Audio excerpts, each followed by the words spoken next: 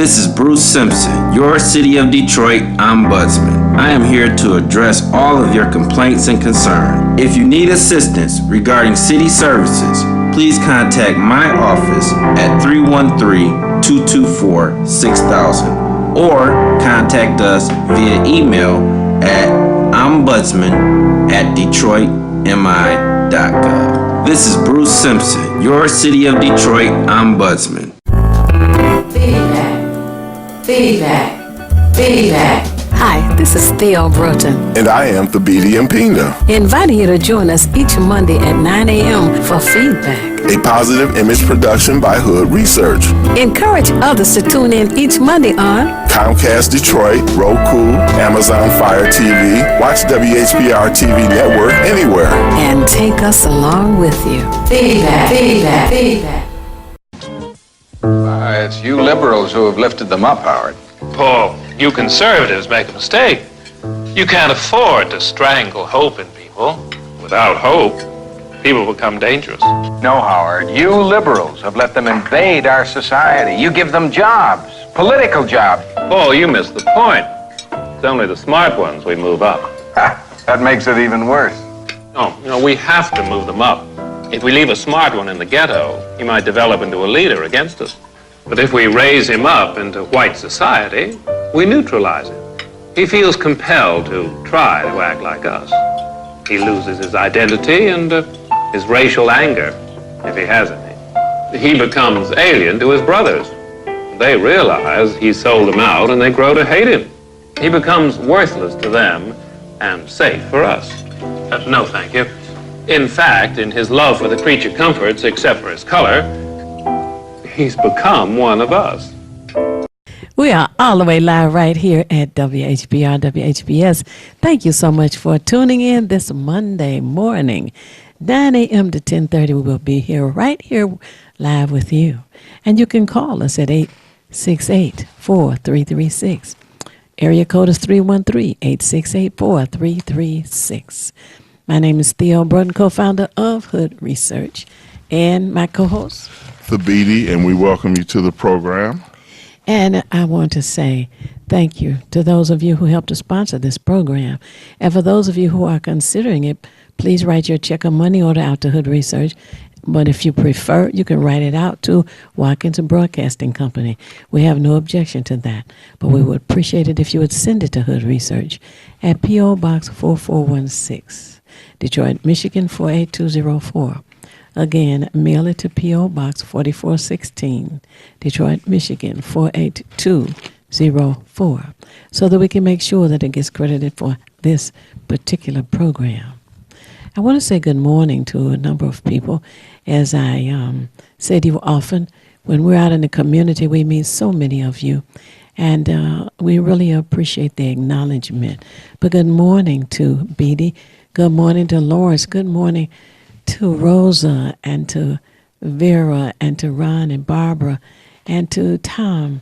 Good morning to Les, way on the west side.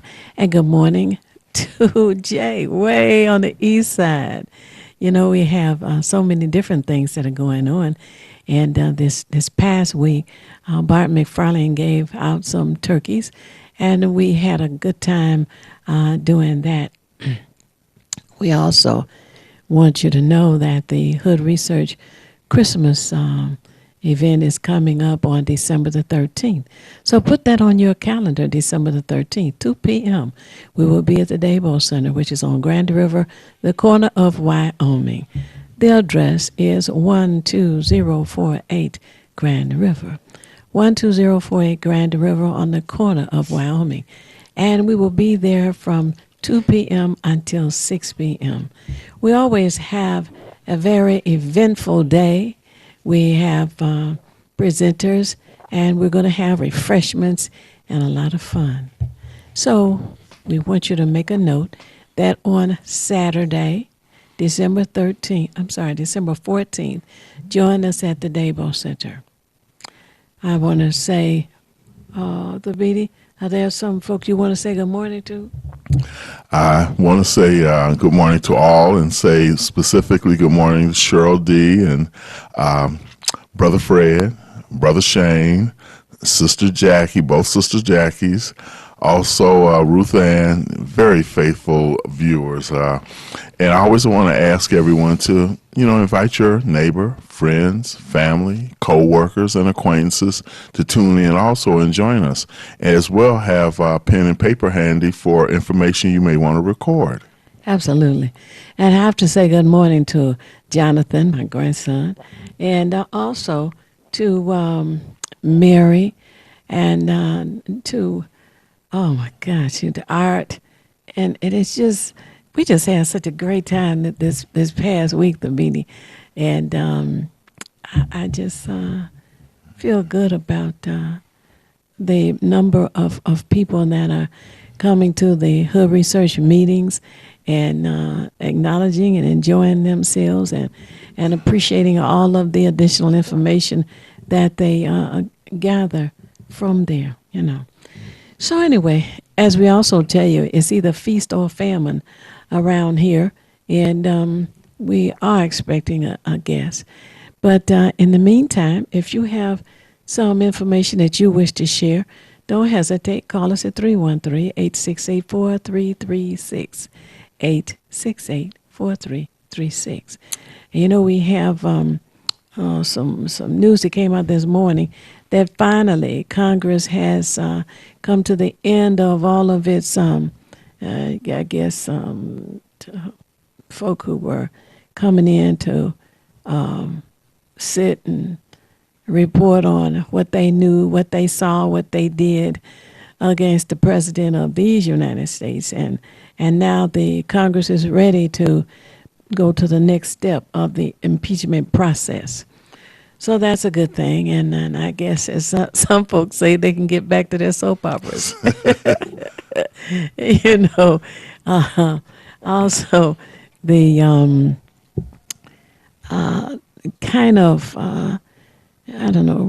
reporting that we hear on the news, you would think that by now we'd be hearing something more positive, getting into the days that are celebrated within our community. That's coming up. I guess the DPS will be out as of 3 o'clock tomorrow. Yes. The last day. So they're going to have 5 days to enjoy. And that's a good thing, especially with the weather being as nice as it is outside. I'm hearing it's supposed to be going up to 50 today. Yes. So hey, that's... Enjoy while you can. I know. Because folks were really shocked that day that we got the 6 and 9 inches of snow.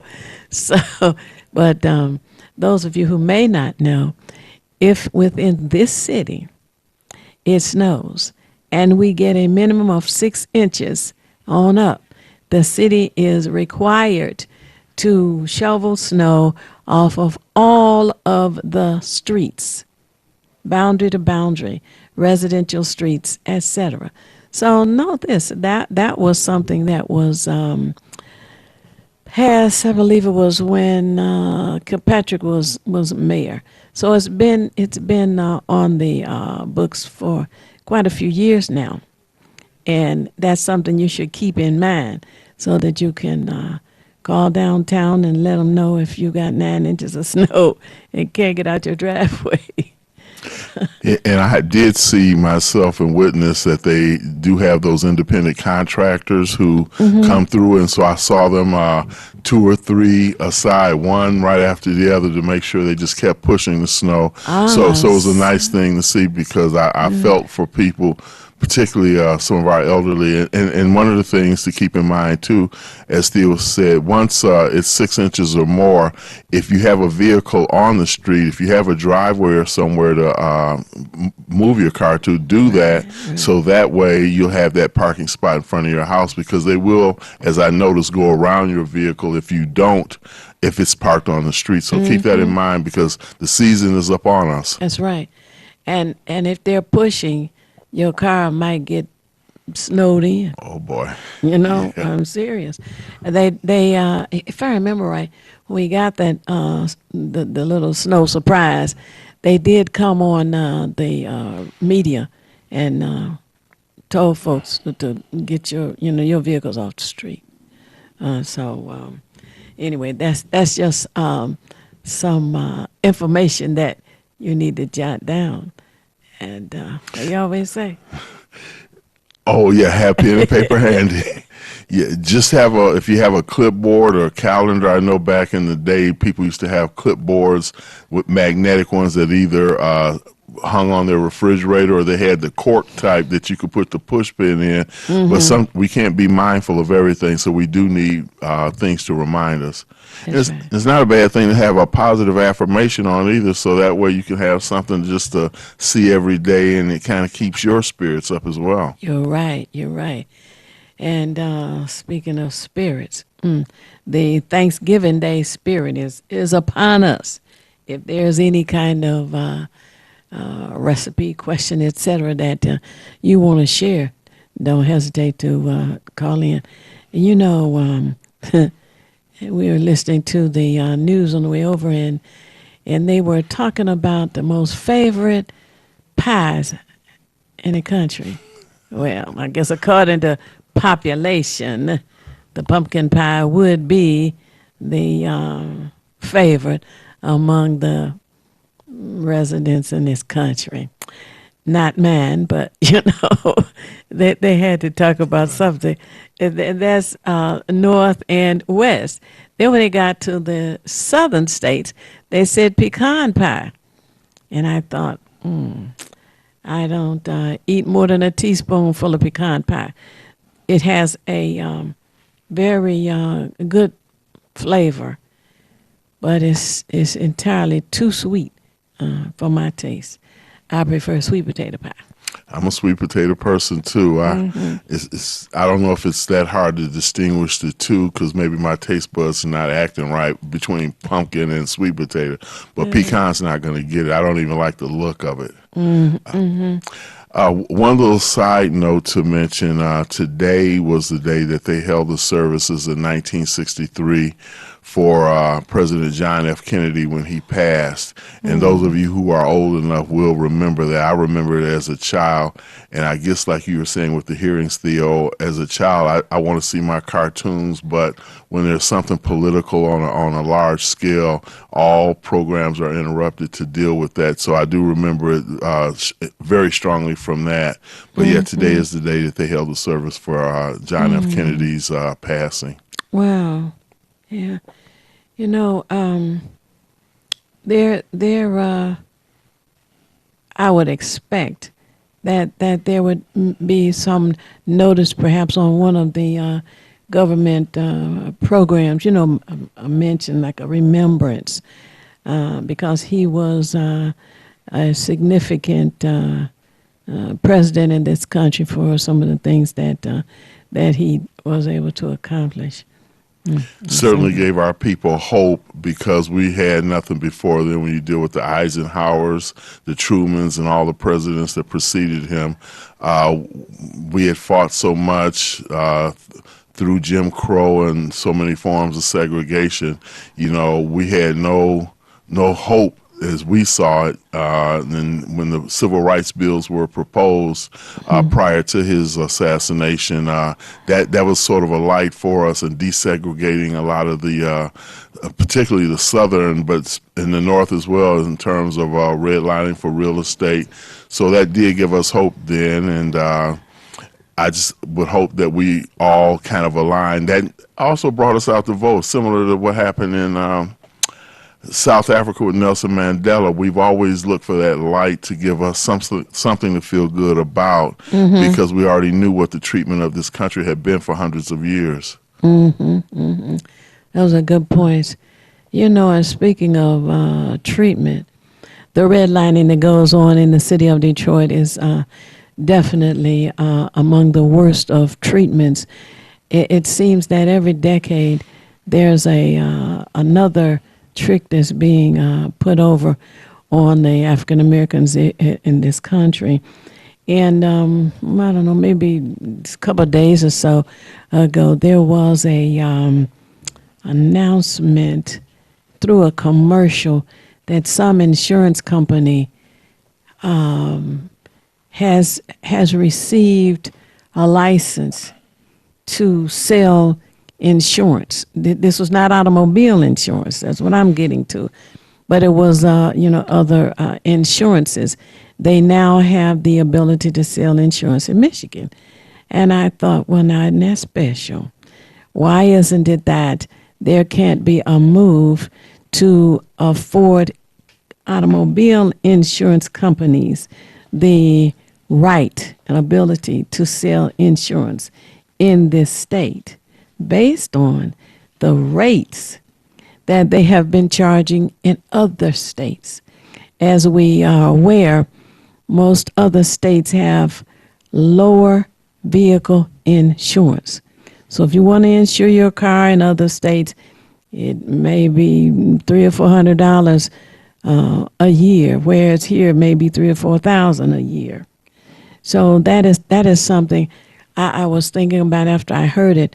Maybe we need to begin contacting our representatives, the state representatives, because my understanding is that Congress can't force the states. This would be funny. States' right to decide what they will allow insurance companies to offer. That's something. It's interesting. There's federal laws or mandates, and there's state laws and mandates, and sometimes the lines are blurred. And certainly in our case, the insurance doesn't work in our favor, and we don't have enough people. The lobbyists, the special interest groups, where we're a group too as well. That's why voting is important. But those lobbyists, special interest groups, make it a point not only to financially support candidates who then give their allegiance to those entities, but also work against the average citizen. And although we have our priorities in terms of family, job, make sure our children are educated, we can't dismiss the fact that we have to become involved in that as well, because they're definitely working against us. And they always talk about the squeaky wheel gets the grease. Wonder who thought that one up. But anyway, it seems to have worked this past Monday down at the Coleman A. Young Municipal Center, formerly known as the City County Building. There was a hearing on the $250 million bond proposal that the council was asked to approve for it to be placed on the ballot March the 10th. Reason being, on March 10th, middle of winter, how many people are going to try to go out and vote? So it's assumed that a small turnout would result in a positive approval of this $250 million bond proposal. Now, $250 million bond proposal is not wanted or approved by the community, because we've had millions of dollars put into demolition prior to, and that's what this bond would represent. So this past Monday, there was a over capacity in the Coleman A. Young Municipal Center, and that was excellent representation by the community to let the city council know that we do not want this proposal on the ballot. We do not want this proposal approved. There has been an inquiry by the Auditor General of State of Michigan. She got warrants to come down to the building and confiscate information to determine whether or not some illegalities were coming out, and to take action. So that has not been completed. Congressmember Brenda Lawrence has asked for 14,000 demolition projects to be audited to determine whether or not there are some illegalities that took place with that as well.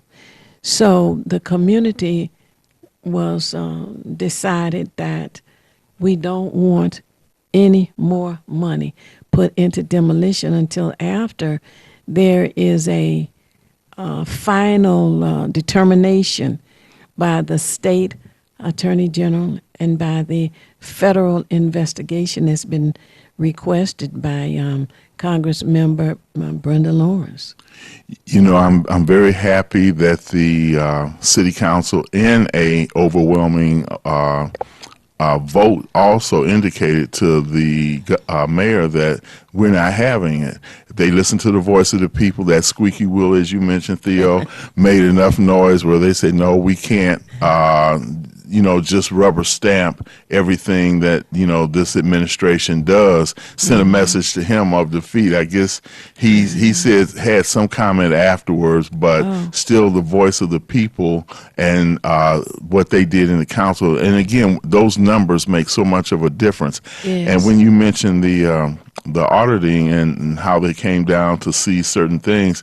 Well, what I find interesting, and this happens in Washington, and we see it just comes right on home here to Detroit, how emails are deleted. Now, that's not a normal protocol to do that type of thing, but they tried to indicate, Ms. Wiley and others tried to indicate that well, they couldn't come up with an answer. First, they didn't think they would get caught up in it anyway, which I was kind of glad, because it's like, yeah, you got egg on your face. You got to explain why you did something that is uncharacteristic of what goes on in the city politics.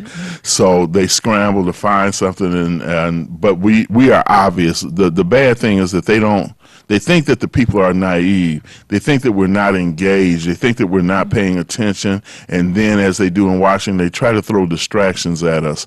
But in all their efforts and everything, the truth still comes to light. And we do have a caller who may want to shed light on that as well. Sure. Hello, caller. You're on the air. Would you share your name and how you're viewing us, please? Good morning. This is Police Commissioner William Davis. Well, good morning. I'm viewing you on Facebook. Oh, happy Monday. Thank you for calling. Oh, I just wanted to comment on as it relates to the city council. Yes. We still cannot let pressure up. They still might try to do a motion for reconsideration. It's not over, Right, I don't trust them. We have to keep pressure on all of them. So what do you suggest be done to put pressure on the council? Well, we have to stay up on what's going on. I'm going back down there tomorrow. I've been down there like every Tuesday for like a month. Oh, okay. And we have a lot of city retirees, and we have a lot of NAN members and then going down there and others. Oh, wonderful. Tomorrow morning? Tomorrow morning. Oh, good. Yeah, so we need to invite everybody tuned in to show up tomorrow morning as well. That's a wonderful suggestion. Right. We'll make sure that none of those people that voted, no, like Spivey and Tate, don't try to, and reconsideration. Right. And today it would be good for people to call and then go tomorrow. I was happy. I didn't complete the point about the auditorium, which is where they held the hearing last Monday, was filled to capacity, and the fire marshal was downstairs because there were many more people downstairs. They would not allow to go up the elevator because the fire code says they could not have overcapacity upstairs. So they had many more people down, and that was an excellent show of concern and insistence that they not approve for this bond and go on the ballot. So I'm glad you brought that up. Oh, yeah. Because we have to let people know that you're displeased with what they're doing. Exactly. We're displeased with all the corruption. We're displeased with what's been going on in the city. We're displeased with the fact that a lot of black contractors and Detroit-based contractors have been left out. Right.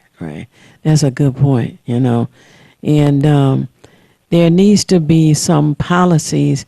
You talk to some folk, elected officials, and you say, well, we would like you to consider this contract with some stipulations so that African Americans in this community and they put in a request that they be considered strongly because of the population being predominantly African American. And then you get this response, well, we have to include everybody. I'm like, what? What do you mean include everybody? That's what I just said. By including African Americans, you are including everybody. We've been overlooked so many times. The city of Detroit for our dollars to turn over in the city of Detroit. The more our dollars turn over in the city of Detroit, the more beneficial it is for the greater community. Right. Mm-hmm. Wow. Well, I certainly am glad that you called in, and particularly with the insistence that people not relax. Don't relax. Don't give up the pressure. That's right. Oh, thank you so much for that. And thank you for pleasure. calling My in. pleasure. If you think of something else, call back. Okay, thank you. Bye. Hello, caller. You're on the air. Would you share your name and how you're viewing us, please? Yes, my name is Jerome, and I'm watching from TV your program on Channel 15. Oh, yes. Thank you so much. Thank you for tuning in, Jerome. Thank you. I like to comment, while I have some sort of platform on your station, and thank you very much for the opportunity to express that platform. Mm-hmm. But I'm thinking that, a lot of the corruption is state, it's state ran, or, what's the word I'm looking for? The fact that, the state knows about these things. I went through some things as far as the courts is concerned, and the courts basically, at the end of the day, they over everything. If you have a dispute, 9 times out of 10, that dispute will be heard in the court of law. Now, I think it's the Third Circuit. Mm-hmm. They're ridiculous with the way they treat us. Like, and this is a true story I'm telling you back, and I'm sure this is long ago, and they like to tell me the time ran out, but I've been fighting this thing for years. Okay. They've actually, first of all, I went and found that there was judicial misconduct and public corruption. And I pointed that out, and instead of the judge, engaging me or even having it investigated or sent up the chain of command, I was unjustly beat by a Wayne County sheriff, and not one, but 2 judges covered it up. I've been arrested and, mistreated. Now they're attacking my. They're saying I'm on, and I'm thinking without due process. I haven't even gone to court. And then when they did bring me to court, they railroaded me, if you're familiar with that term, where you go to court and they don't give you the opportunity to say anything, and that was locked up again. Now, once they took my children illegally and placed them in foster care. One of those children died while in their care. I've even resorted to protesting. I've called the FBI, the judicial tenure. These folks seem to be looking for a way to get out of it or come to speak, and rather than doing the right thing, by actually, investigating it. And I'm thinking that by the state sanctioned corruption is what's going to be a problem for us too. This doesn't just, start at the city. Yeah. Well, we know it stretches all the way to the Oval Office in the White House. We've seen that going on. But I do believe that there are more good people than there are bad. And I do believe that there is someone who can reach out. Let me ask you this. Have you contacted the ACLU by any chance? No, I haven't. Okay. Perhaps you may want to contact them and give them the specifics of the case and see what they can recommend. Okay. And also there is a organization called the Innocence Project. And there are attorneys that are involved with the Innocence Project, and Bill, what's his first name? Bill Proctor. We interviewed him once. Bill Proctor, I believe, is connected with the Innocence Project, or a project just like that. He was a reporter on one of the syndicated shows. I don't know, was it Channel 7, okay, with Channel 7. And he's involved with this organization.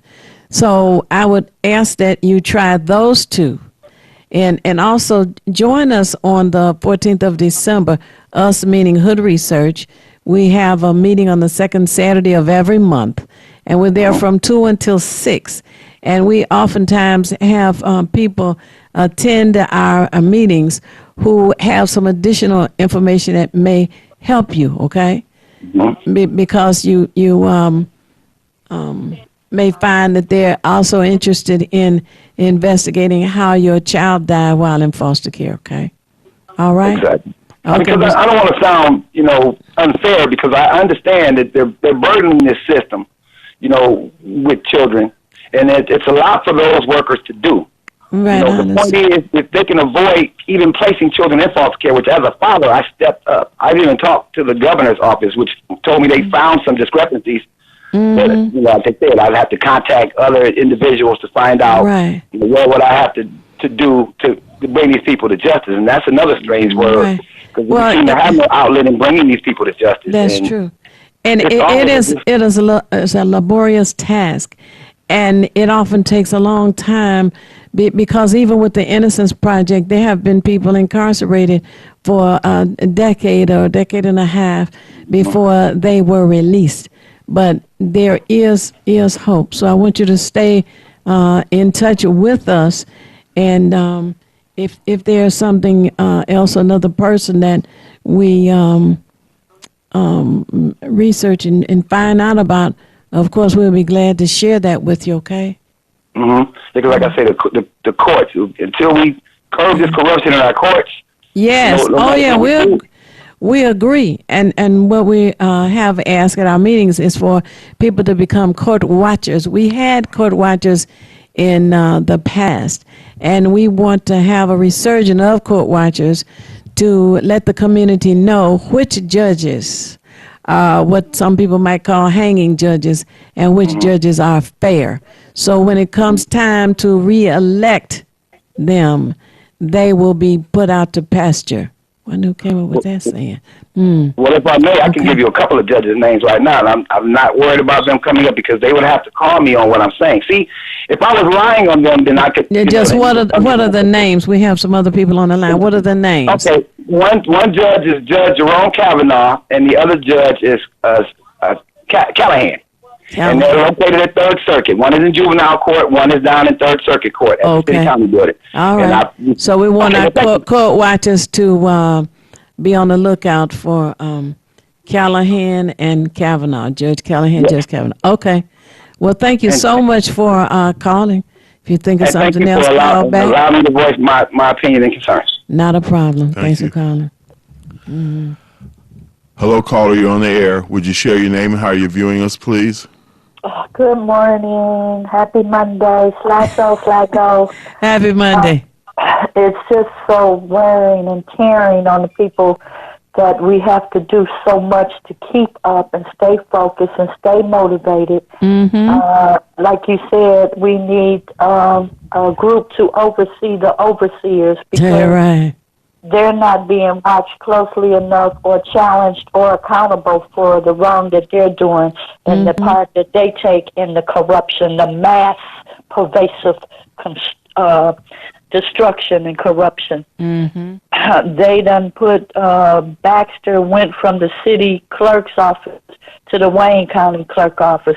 We are constantly have to be on the watch out on who's running things when it comes time for us to get our votes in fairly. Mm-hmm. You're correct. So once again, we're at a crossroad of getting enough of us to understand that the fight is not over until we get involved into the necessary investigations of what's going on that we know is wrong. That's right. Yeah. Thanks for taking my call. My head hurting, and I'm trying to get through because it's just so much that you hear, and it's so disturbing. You know. Well, be sure and drink some water. Be sure to drink some water. Water is very important for our systems. You were saying you have a headache, so make sure that you do that as well. Okay. Thank you so much. I'll continue to listen. All righty. Thanks for calling. Okay. I'd just like to offer a quick, because we've mentioned two things within the last few conversations, one about court watching, and then we've also mentioned politics. And I just want to just say to those who are listening to us, it's very important for us to monitor both.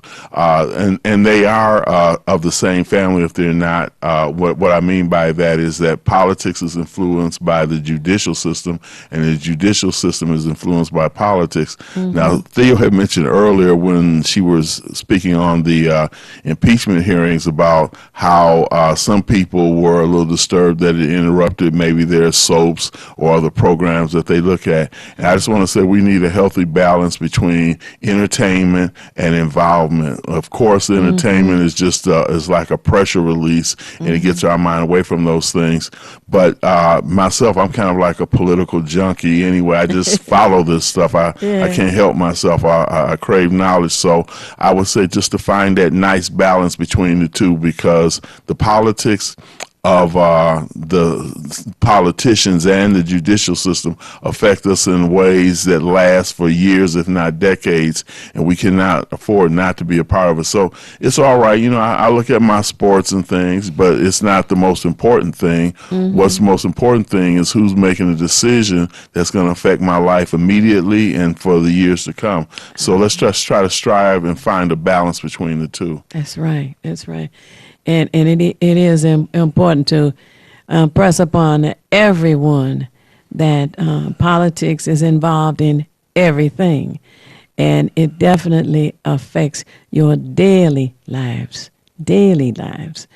And, you know, Bill called in, our police commissioner of the 7th District, and he was reminding us that the council has one more day, and that's tomorrow, the last council meeting until after January. I think they come back January the 9th.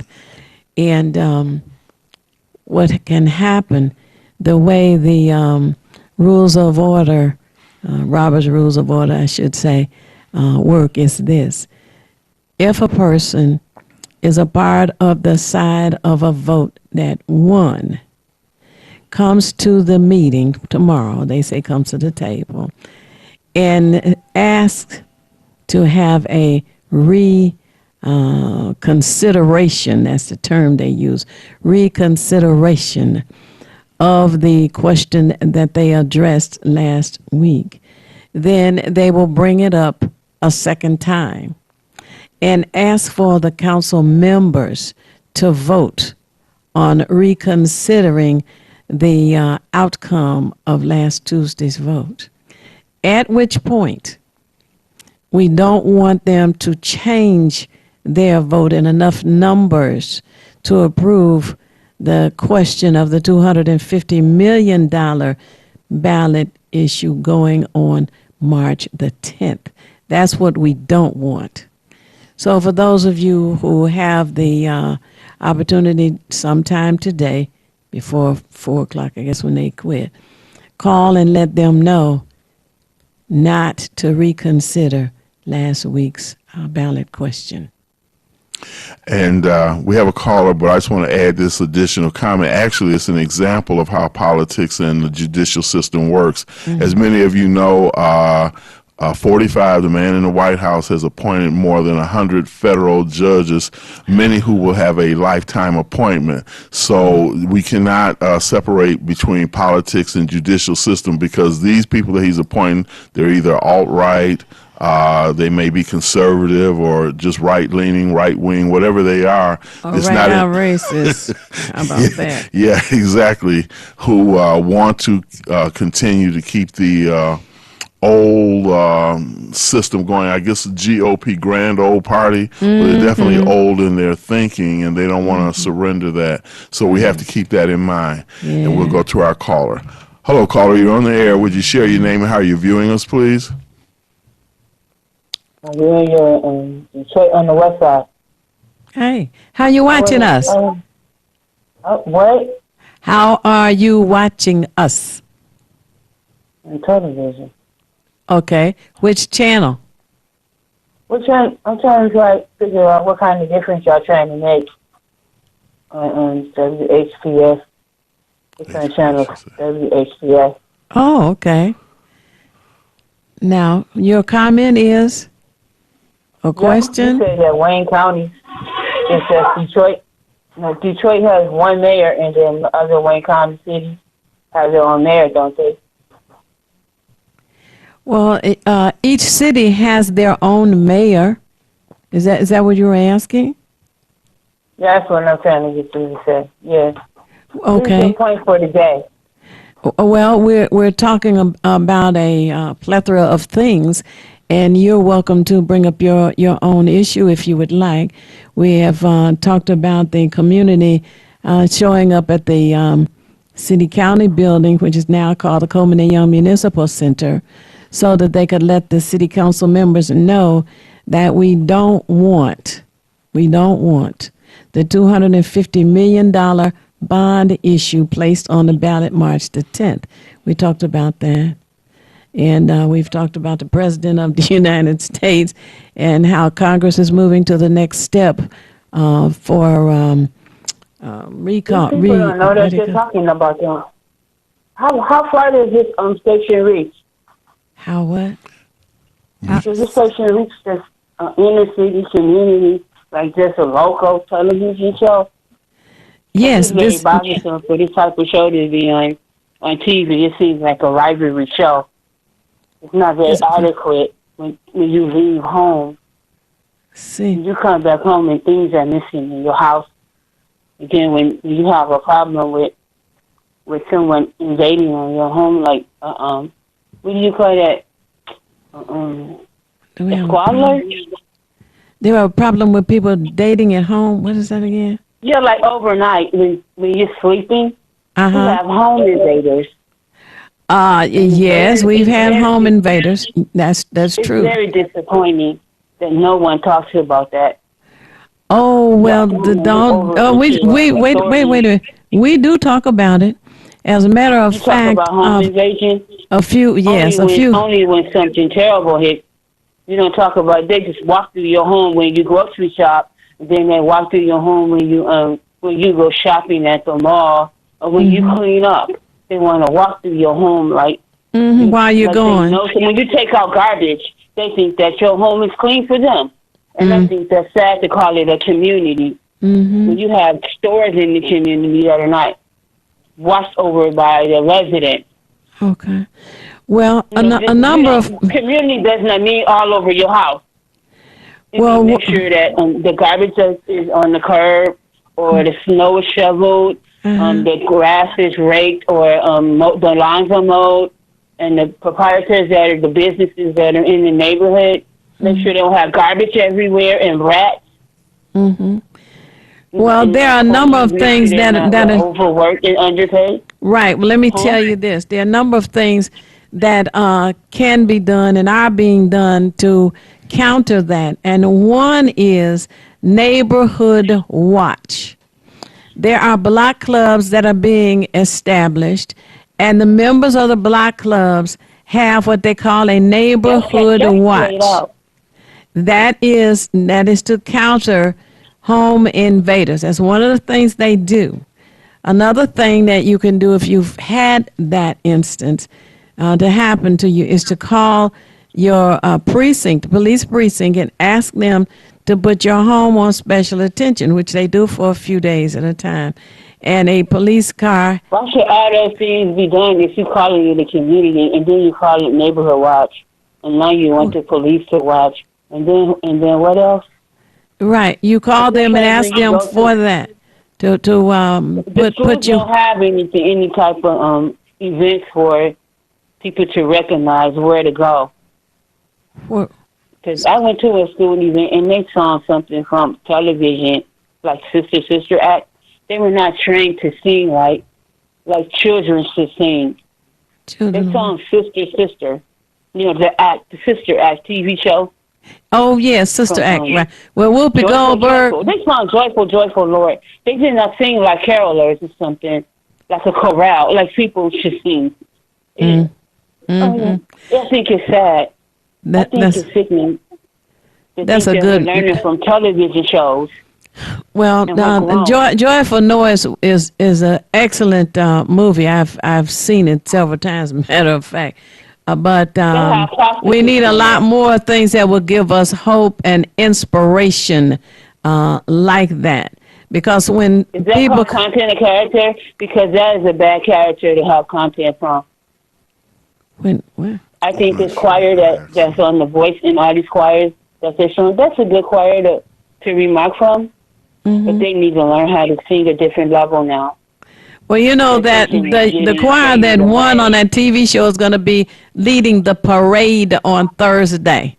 So if you watch the parade or attend the parade on Thursday downtown, that choir, what was it, about 40 students? At least. Oh, at least 40 students in that choir who won $1 million. I saw that too. They came in second place on the show, but someone gave them $1 million because they felt that they had done an No, they excellent won it. job. They didn't just get it. They earned that money.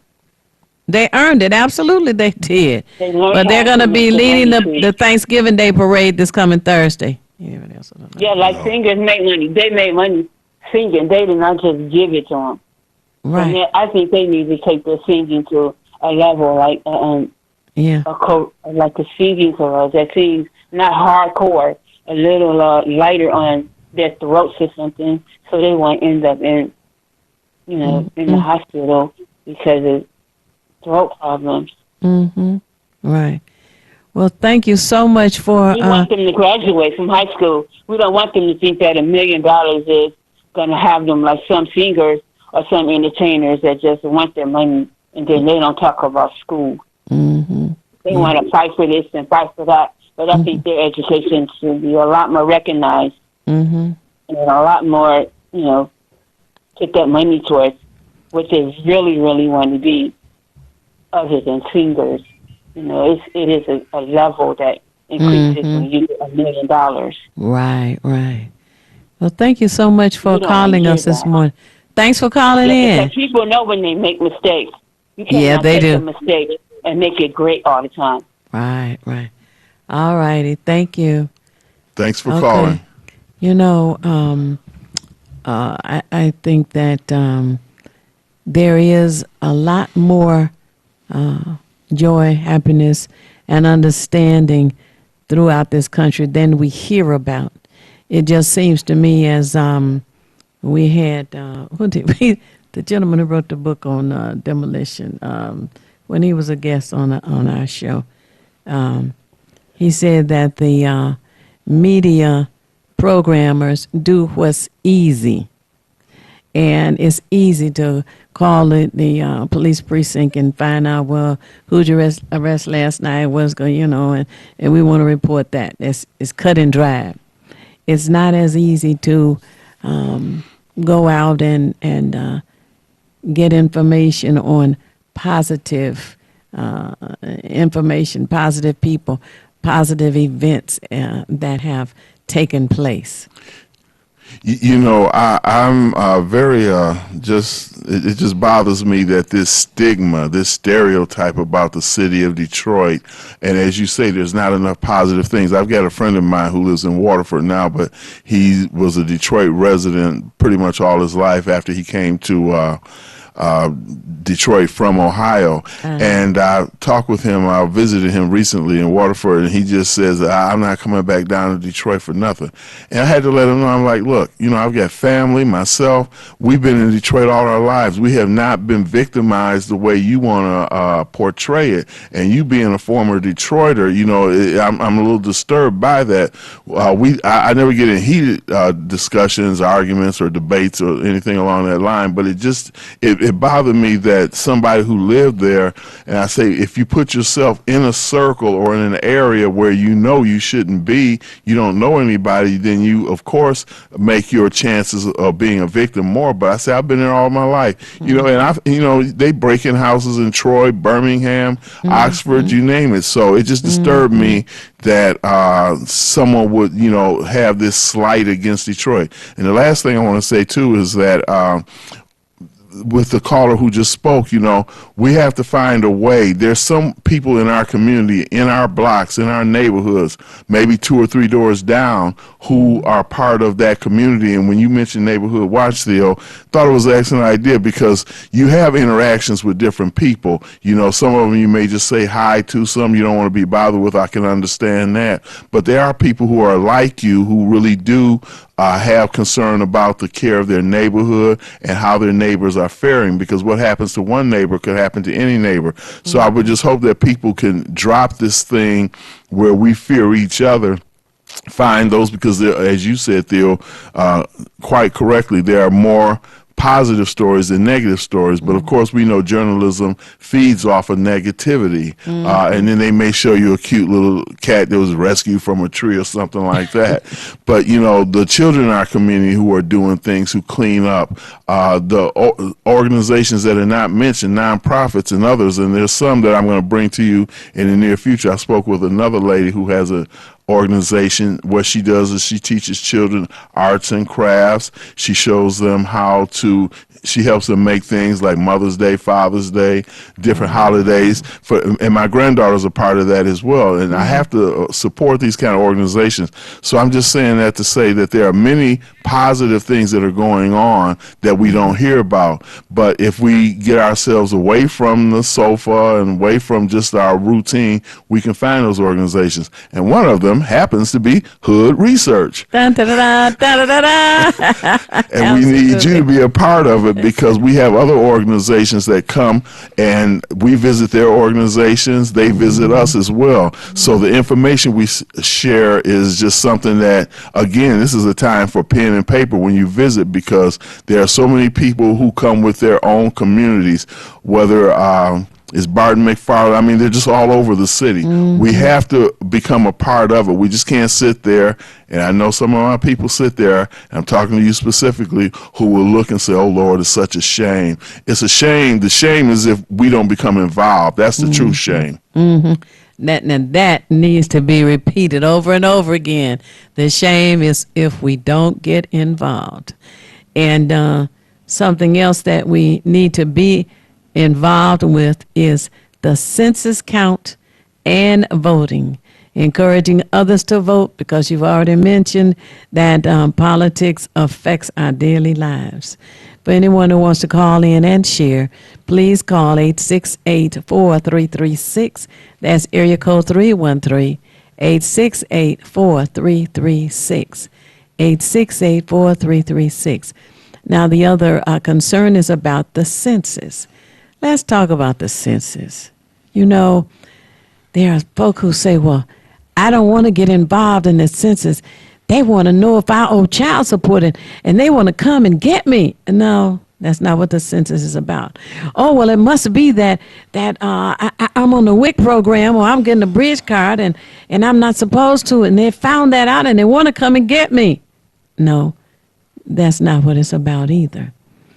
The census count every 10 years, I guess since Mary and Joseph went back to be counted, they're concerned about the number of people who live inside the boundaries of the city of Detroit. The reason is, in paying taxes that go to the federal government, that money is sent back to the city from which it came. According to each individual that is in that city and is counted for, every 10 years they do this, and at this time we would have $18,000 coming for each person. That's over the 10-year period. That's $1,800 every year for 10 years for each person in the city. At the end of the census count, we want you to let people know that work with you, go to school with you, your neighbors, your friends, your relatives, your church members. Oh, the church members. We need to spread the word that the census count is coming. The census count will begin April 1st. The mailing will go out mid-March to let you know that they need this information back to determine how much money your city will receive. And then, as the woman in Lansing said, then maybe we can get the damn roads repaired. What did she say? Fix the damn roads. That's one of the things that we want and need to keep your vehicles from being torn up. Because when the roads are not repaired, you get more blowouts, tires, you get more mechanical needs. That's money out of your pocket. So that's one of the things we need to be concerned about. So now we have to take a top of the hour break, and we will be back for another 30 minutes. So stay tuned. Call others. Call us.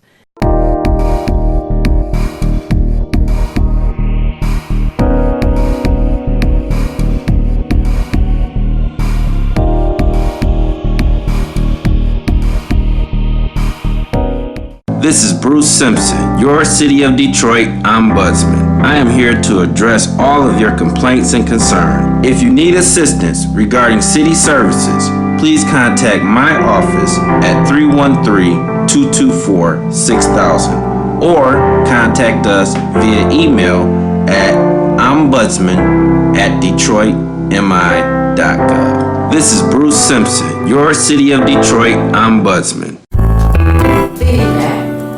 Feedback. Hi, this is Theo Broughton. And I am Thabiti Mpina. Inviting you to join us each Monday at 9 a.m. for Feedback, A positive image production by Hood Research.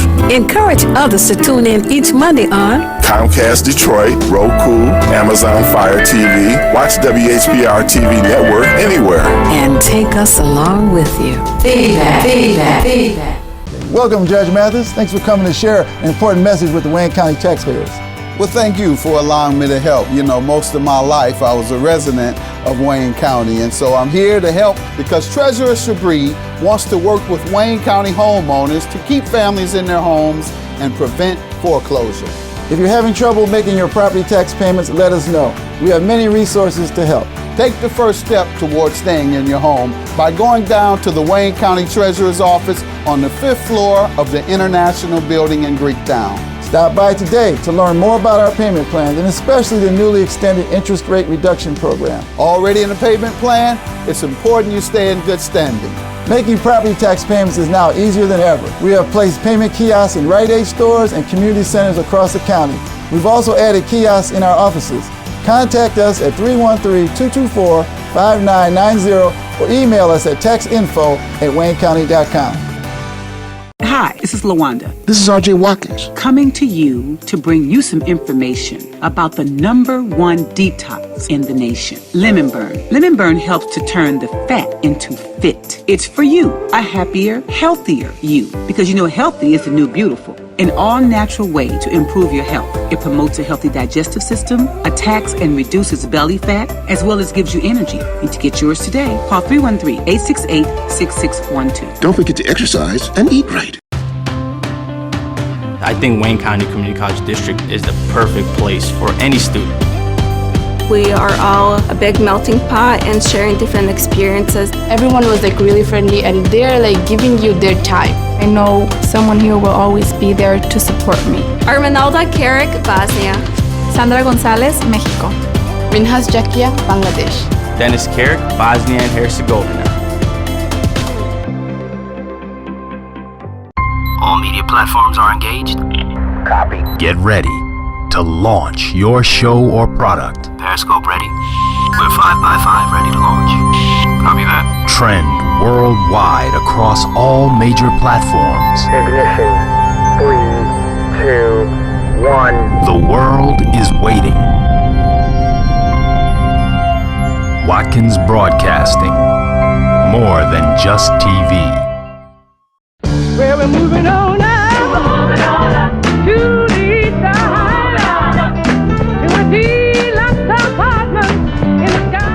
Come check out the new Sisters Braid 2 hair braiding and natural hair care salon located at 18070 Mount Elliott Street. Our new salon is spacious with adequate parking, Wi-Fi, and all brand new state-of-the-art salon equipment. Come meet your local hair braiders and natural hair care specialists and check out our many hair care services such as hair treatments, box braids, cornrows, tree braids, Havana twists, children's braids, natural twists, lock extensions, kinky twists, goddess locks, updos, full weaves, and more. Please feel free to visit us on the web at www.sistersbraid2.com or call 313-826-0498. Here at Sisters Braid 2, we offer exceptional care for exceptional hair. We look forward to seeing you. Sisters Braid 2 is a proud recipient of the Unity and Rebuilding Fund. You're watching WHPS, Highland Park, Detroit.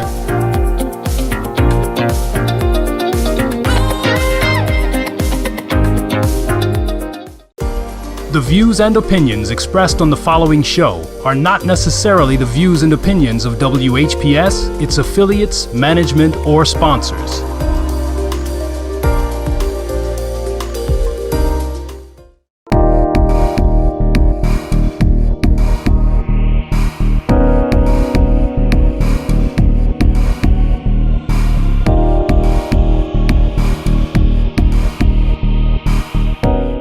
And we are back. Thank you so much for staying tuned to Feedback, a positive image production by Hood Research.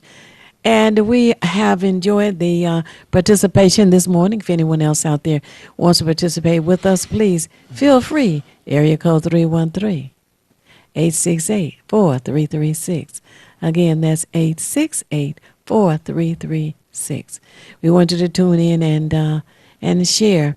We've been talking about a plethora of things this morning, and you are invited to come if you want to introduce an additional subject.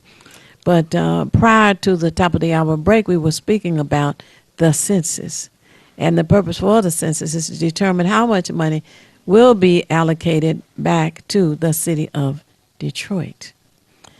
And as it relates to the Detroit public school system, the same thing. It's $7,200 for each student that comes to the Detroit public school system. Since the end of the 90s, when our governor started destroying the school system, and perhaps some before that, taking out the kinds of classes that attract a student, make a student want to stay. If you remember when you took driver's training, it was free at the Detroit public school system. I remember students were so excited, our classmates and all. I can't wait to take driver's training. They all look forward to it. It was a reason to go to school. It was a reason to stay in school. Even though they had, we got reading and writing and arithmetic and all. But that's okay, because I'm going to have driver's training. You didn't have the kind of truancy that we're told about today. You didn't have the kind of absences that we're told today. Could it be because school is more boring now than it was then? And the students didn't have an opportunity to have, electrical shop, wood shop, welding.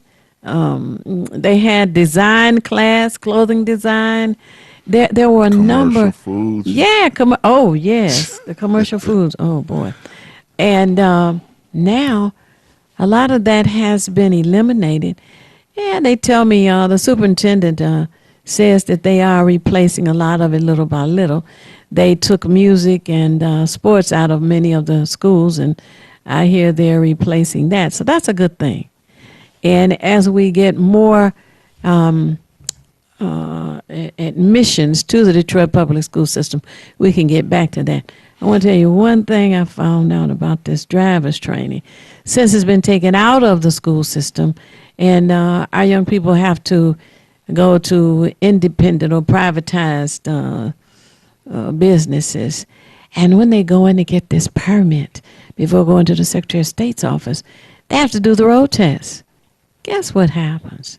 You pay your $75 and they ride around with you and they say, well, you didn't quite make it this time, so come back in a couple of weeks. $75. So you go back in a couple of weeks. They take you out for a road test. Well, you didn't quite make it, so come back in a couple of weeks.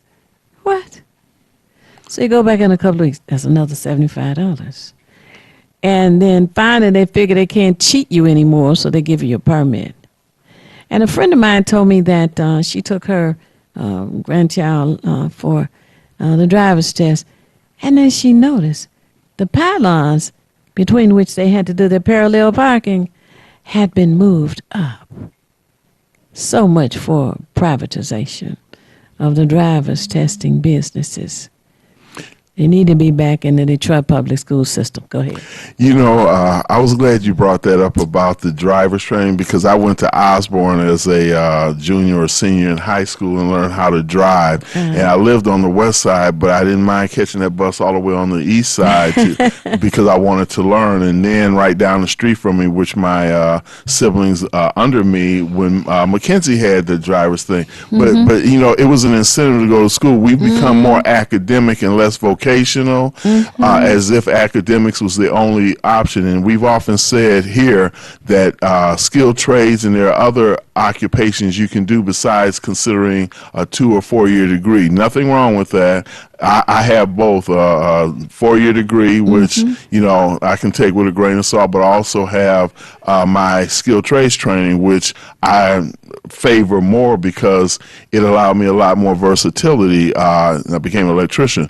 I don't do anything, so don't call me for that, but I'm just saying that was my vocation, and it was an incentive. Now, I wanted to add more to that, because when we look at, like, as you said, they were destroying and dismantling the school system by taking these programs out. I learned how to play piano somewhat when I was a student at King High School. I had no interest in it, but it was a class I could take, and rather than sitting study hall, I did it. And the last thing I'll say on that is that when hip hop was born, it was born as a result of them, and I watched documentaries on that particular music. It was born out of the fact that they had taken all of the instruments out of the school in the New York boroughs, Brooklyn, and all the other ones. I don't remember them, Staten Island, etc. So they said the only thing they were left with were the turntables. So they turned the turntables into an instrument, and then they became where they actually added raps or rhymes to those things.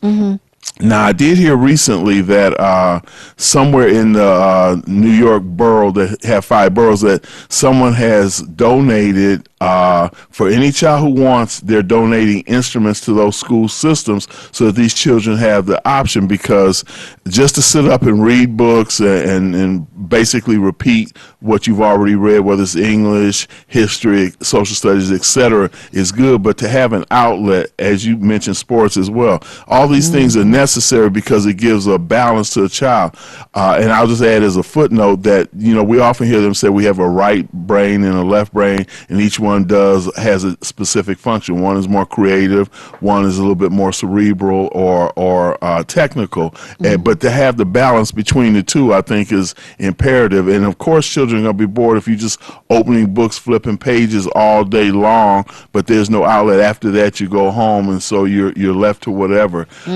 It's discouraging to have that. Now, we do have a caller on the phone. Yes. Hello, caller. You're on the air. Would you share your name and how you're viewing us, please? Yes, this is Jerome again. Was meant to not to fall off based on the school subject, but this subject as far as the mayor going back, because I'm sure this is not over with him, and he's going to want to, you know, have his expression in court. And I guess we as people have to be ready for that and ready to go over that judge's head if necessary. Because like I say again about the corruption, he's already probably picking a judge that is probably going to see things his way. We have to be ready for that, like even to the point of judicial tenure and beyond, because he's not just going to give up on that type of money. Right, that's a good point. That was a reason that we were recommending that people call the city council today. Up until 4 o'clock, they should be there. Somebody answering the phone to make that point that we do not want the $250 million bond issue on the ballot March 10th. And then Bill, our police commissioner of the 7th District, called in and encouraged people to go down to council tomorrow morning. That's the last day that the council will be meeting until January the 9th. and you want to reinforce what was reiterated this past Monday. No, that's the answer. No, we do not want it on the ballot March 10th. Actually, we don't want it on the ballot at all. We need to have some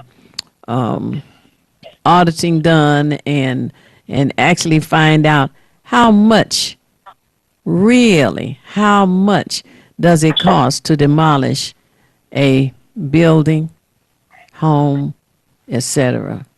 Yeah, I've seen a group of people actually go in and do that by hand. Oh yes, probably right. So it yes, could be, right. Hand hand demolition. Yes, that does. So they're kind of under complacency. I'm just saying we have to be vigilant as a people, because they don't give us much credit for a lot. As I'm seeing with the way I was treated, they were surprised when I knew as much as I did know about the law. Mm-hmm. Then they got, instead of them being okay, the jig is up. They got actually abusive and violent. That's right. So, and the mayor, he's not going to be done. He's going to try to see his way. The question is what he's probably doing now to bring that forward. He's probably looking for a judge that he's going to try to have set up to agree with what he's trying to do. Right. So well, the question really is, how are we going to address the issues? Exactly. Like that's what's important. We don't want to always react. We want to act, and that's also why we were talking about the census and the election as well, because the Democrats on the federal level are pursuing impeachment. The Republicans are saying, "Oh no, don't do that. Just determine next year whether you want him to be reelected." So the Democrats said, "Well, yeah, okay, we're going to do both." Honestly, the difference between a Democrat and a Republican to me is one of them is a wolf and one of them is a fox. They both eat meat. They both hunt in the forest. So I think we need to look at what we need to do for ourselves. And yes, be concerned. Follow politics. Mm-hmm. But before we jump in with both our feet, let's observe what's best for us. Right, that's right. And do what's best for us. But we have to participate on all of the levels. And as you were saying, Thabiti, how we patronize each other. Kwanzaa's coming. Right. Go ahead. It's the first time we talk about, because I'm not, I'm pro-black. A lot of times you scared, halfway, a lot of folks scared to say they militant, but that actually means you're pro something. I'm pro-black. Didn't say I was against anything. Mm-hmm. I'm for my people. You're for something. Now when you talk about your people, they want to add other individuals. I figured, let's get the black experience together first. Mm-hmm. Let's talk about all these other things. Mm-hmm. Right about now, I'm not seeing black people getting the shake that they should get or what they deserve. Well, we can't. The only thing is we can't say first. We have to be ambidextrous. Okay, use your left and your right hand. We have to be able to do more than one thing at a time. Because if you only concentrate on, say, sweeping the floor, the dishes still need to be washed, So we need to be able to put the clothes in the washing machine while you're washing dishes or sweeping the floor. The point is we have to be able to do more than one thing at a time. Okay? Mm-hmm. Got to be able to do that. So we have to be concerned about the census, which is next year, the election, which is next year, and letting the council know that we don't want this ballot issue on the ballot next year. See, so that's three things we have to be concerned about. Then on the 14th of December, you have to have on your calendar already marked that you're going to join Hood Research at our meeting, which is going to be at the Dabo Center on Grand River and Wyoming. The address is 12048 Grand River, right? Yes. All right. Thanks for the call. You guys, and I guess we get to push that message tomorrow at the City County building. Like, look, didn't you hear the first time we said no? We're not. Yep. All right. Thanks. Thank you. Okay. Oh. The telephone number for Hood Research is area code 248-234-2371. Again, that's area code 248-234-2371. And we are so glad that you all have tuned in. And you were going to say? You know, I was thinking about what you were saying in terms of we got to be able to multitask. It made me think about when I was in college how there are certain classes that are required. There are some classes that are prerequisites, and then just to fill out your hours for that particular semester, then you had electives, things that you could just pick on your own for your own particular interest. Well, it's the same thing when we're dealing with our issues. We have to deal with our priorities first. So, you know, you can't eat if you don't keep your dishes clean. That's a priority. And then there's other things you can do that don't come under that thing. So when we, like you mentioned, the census and certain other things, those are our priorities. We can't just dismiss those, put them to the side, and I'll get around to it. And what I want to say about the census as well is that we can't feel, and of course, in this society, being people of color, we've been persecuted, so we always feel a little apprehensive about dealing with anything that has anything to do with the government, because it seems like we've been persecuted, and not seems like we have been persecuted for so long that we are fearful of anybody who comes to invade what we consider our privacy or our personal things. However, the census is not based on that. It's not seeking individuals. There's other organizations that are doing that if they're looking for people, whether they're law enforcement or whatever, but the census is not one of those organizations. It's just basically a head count. And the head count, as Theo said, is just to make sure that monies that we send to Washington come back to our communities, because they provide for the services. If your lights are out in your community, if your streets need to be paved, so many services that we expect, you can only spend so much if you've only got so much. Right. So we should get every penny that we've invested, because we've given it up, whether you want it back or not. Just like with these, just as an analogy, these return bottles. I hold on to my bottles. That's 10 cents that I spent when I got it in order to be able to have that beverage, and I want to get that 10 cents back. So we're looking at the same thing. When our money go to Washington, we want our money back. It's our money. Oh, that's an excellent way to put it. And to compare it with that, that's excellent. You know, when my children were young, they started telling me about kids that were pitching pennies and how they would find change on the ground. And I'm like, what are you talking about? He said, yeah, Mom, they don't even care if it's a dime or a penny or what. Hey, just leave it on the. I said, wait. I said, I don't ever want to hear about or see you all stepping over any money in the street. I said, tell you what you do. You get a can or a box or whatever it is you want and put it in your closet, container. And as you find money on the street, in the grass, wherever, bring it home and put it in your container. And at the end of the year, I want you to count it and see how much you have collected. And I want you to know that at the end of that experiment, the end of the year, one had collected $40-some. One had collected 27 and whatever, and the other one had collected another 40, almost $50. And this was in money that other kids just, I guess they only wanted the paper. Was that supposed to be some big deal back then? I guess they didn't add that 4 quarters make paper, It was a good learning experience for them. You all might try that with your children or grandchildren.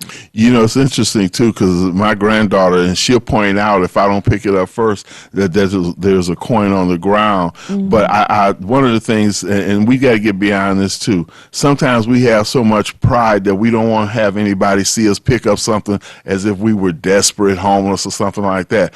The one thing I do, if I pick up something, the last thing you should do is just look around to see who's looking at you, as if your pride is going to be wounded. Somebody say, oh, look, he picked up that nickel. He must not have nothing. You can't worry about what people think. And unfortunately, and particularly in our community, we will do that because we have been, I guess, so... I don't want to say ostracized, but we have been put in a position where we've had nothing for so long that we don't want to, our pride is injured if we seem to be grabbing something that somebody else I can't do. I pick up cans too. That's 10 cents, and I tell my children, they throw their cans away. I'm like, that's money. So so my granddaughter, when she's at home with her parents, she'll just say, Granddaddy, I saved these cans for you, because she know they're going in the garbage. And then I went to one of the stores, redeemed them, and I gave her the money for it. I'm just like, see, this is what it is, and she values it. So I started her at 8, 9 years old, and she's relentless in making sure she gets the money. That's good. And you know, the other thing that I observed back at the end of the 90s was I was driving down Grand River, and there's a building on Hubble and Grand River, the JA building. Right. Shut down. I'm like, wait a minute, what happened? Wow, they must have gone out of business. Come to find out, they didn't go out of business, they went out of Detroit, which deprives our young people of being exposed to entrepreneurial experiences. Now, currently, I hear they're trying to bring JA back into the school system. JA, for anybody who did not know, stands for Junior Achievement. And it was an opportunity for young people to learn about being in business. And when they're exposed at a young age, it's like, oh, I like this, you know, lemonade stands or whatever. I remember when I was real little, I sold comic books. We had hedges. I placed the comic books on the hedges, and if folk would come by, they'd buy a comic book. I don't know. Yeah, but just the opportunities that JA had, the young people even got an opportunity to make items that they would sell, such as, I don't know, pot holders, keychains, and sell them to the parents, grandparents, neighbors, church members, whomever, older church members. And it gave them a feeling of accomplishment. I can do this. And you hear about the young millennials today who are being creative and are coming up with these pop-up stores and items that they want to sell. And, of course, you know, printed T-shirts are still a popular item to sell as well. Can't go wrong with those. Mm-hmm. And you probably see some next year from me as well, because when I mentioned affirmations that you may post around the house, it's the same thing with T-shirts. And as you said, Theo, and I quote, it's a walking billboard. That's right. You know, you don't have to say anything. It speaks for itself. That's right. We all need to be walking billboards. We really do. And, you know, we're going to have some items in our meetings. One of those canvas bags, the caps. What's the with the bib? You know, the cap. Oh, the visor? Yeah, visor cap, yes. And water bottles, you know, lanyards, that kind of thing that encourage you to participate in the census count. I just can't stress that enough, how important the census count is. It brings money back to our community. And I can't stress this enough. Like the lady said, we want to fix the damn roads. And I'm sure those of you who have experienced some expensive repairs want the roads fixed. And I would add, too, not only participate in it, but if you want to be employed as well, go to 2020census.gov. The starting pay is $17 or $18, and that's on the low end, and it goes up to the mid-20s on the higher end. So if you want, it's seasonal, it's going to be the right time of year to do it as well. So you're going to be out there, you'll be able to interact. You may be working within your own neighborhood, but you'll get a chance to start at a job and just the experience of being with people. Because another thing that's, I think, very critical as talent or skill we need is to be able to interact or network with people. Sometimes we just kind of keep to ourselves or in our own world or our small circle, but the world is much bigger than just the few people that we interact with. So to get skills that help you to socialize, to interact, and to network, you never know what it's going to lead to. That's one of the beautiful things about Hood Research as well. When you come to a meeting, there are people who have other organizations. They may be with city, state, county. They may have their own individual organization or business. and you may have some similar interest or skill in that area. You're able to network. So if someone makes jewelry and someone has a shop that happens to have boutique type things, you can interact with them. So it's very necessary, and that's where the village concept comes in as well. Villages interact, and that's what we did in the motherland. We interacted. We bartered with each other. We have to get back to a point where, again, now the Avenue of Fashion as well, there's, I think, 2 or 3 new shops that just opened on the Avenue of Fashion. Even though it's under construction, these people still have that entrepreneurial desire and appetite that they wanted to do it anyway. And the street is coming along, but it's further along. We'll just put it that way. So we have to learn how to, as I've said, and Kwanzaa's coming up next year, the end of next year, cooperative economics. We spend with our own because Italians spend with their own, the Jewish community spend with their own, the Hispanic community, you go to Southwest Detroit. We don't have to reinvent the wheel, it's already there. And we're going to spend our money anyway. The question is who are we going to spend it with? Right. That's very, very important. Very important. We can't stress that enough. Because as you patronize your own, you help them to build a bigger business.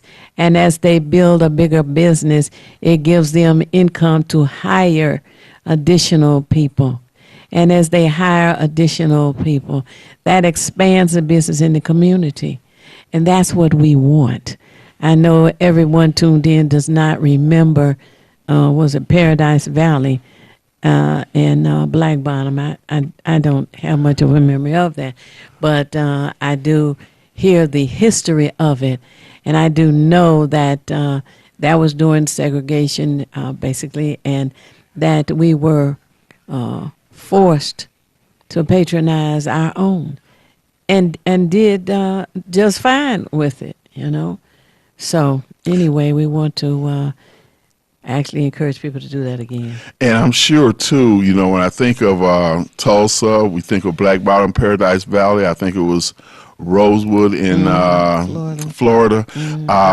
You know, when you work with your own, then you also minimize the need for someone to look for a more scandalous way to make money because everybody's employed, everybody's working together. Nobody has to go out and rob because you employ your own, you build your business. My family from parts of Alabama, they pretty much were all entrepreneurs. They had stores, some were on what they would call aldermen down there, but they worked with city council, they had funeral homes, they had different things. So although it didn't really, let's say, generationally come up to where we're at now, but just the fact that we had those foundations, and the thing is to rebuild them. I like to hear about second and third generation companies because that's our legacy. You say we pass it on down to our son, he passed it on down to his child, and the legacy continues. That's right.